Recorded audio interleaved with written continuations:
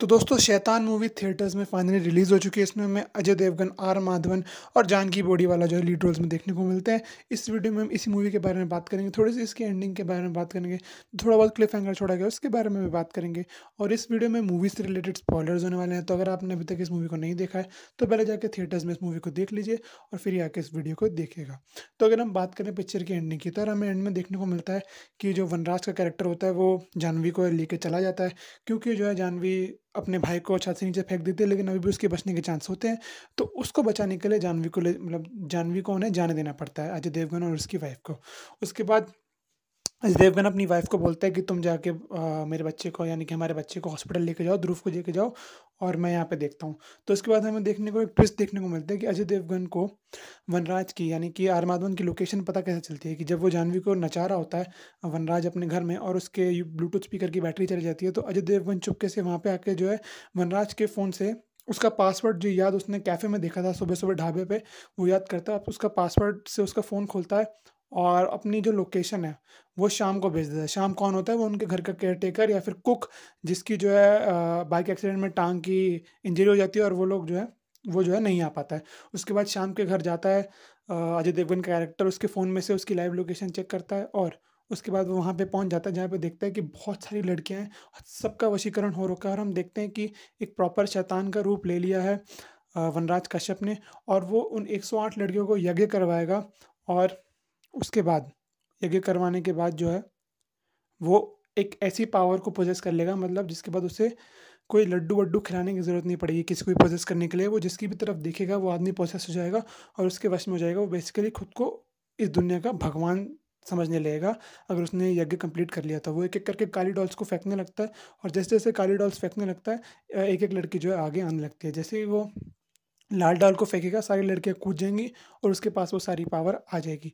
लेकिन तभी वहाँ पे अजय देवगन यानी कबीर का कैरेक्टर पहुँच जाता है और वो जो है उसको सारी लड़कियाँ जो है जो वहाँ पे होती हैं, जो उसने अपनी सिक्योरिटी के लिए रखी होती हैं, वो घेर लेती हैं और जाके वो उसे वनराज के पैरों में पटक देती हैं।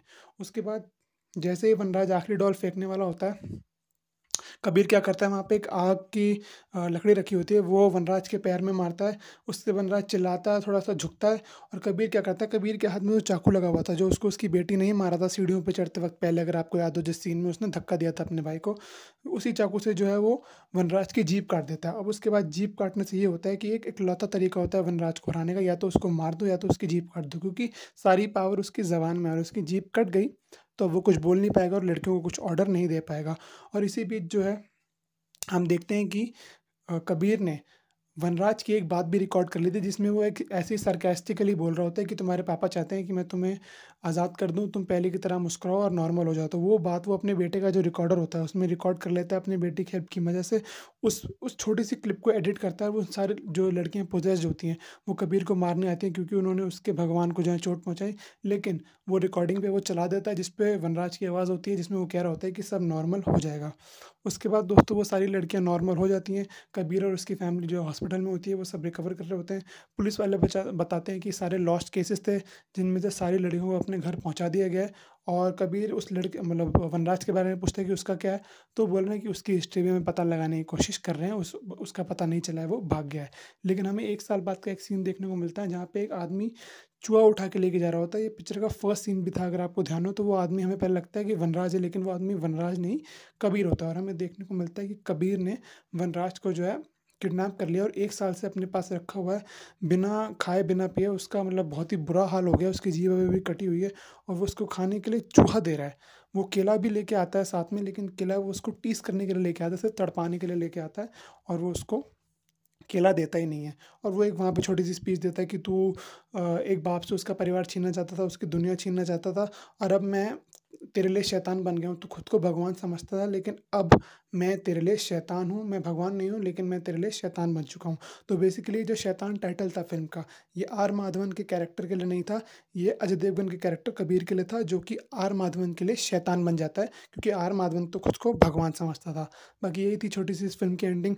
उसके बाद कबीर जो है वहाँ से चला जाता है और उसको उसी काल कोठरी में बंद कर देता है। बाकी मैंने सुना है कि जो ओरिजिनल फ़िल्म वश थी उससे क्लाइमैक्स चेंज किया गया है, तो मुझे लगता है कि यही चेंज हुआ होगा क्योंकि ओरिजिनल फ़िल्म में मुझे नहीं लगता जो बाप का कैरेक्टर होगा उसने जो ओरिजिनल विलन जिसने प्ले किया था उसके कैरेक्टर को हॉस्टेज रखा होगा। बाकी और कुछ चेंज है अगर आपने वॉच देखी तो आप मुझे कमेंट्स में ज़रूर बताना। आपको ये मूवी कैसी लगी? आपको क्या edge of the seat thriller लगी? आपको डर लगा या नहीं? ये मुझे कमेंट्स में ज़रूर बताना। मैं मिलूँगा किसी और वीडियो में किसी और टॉपिक के साथ। तब तक के लिए थैंक्स फॉर वॉचिंग।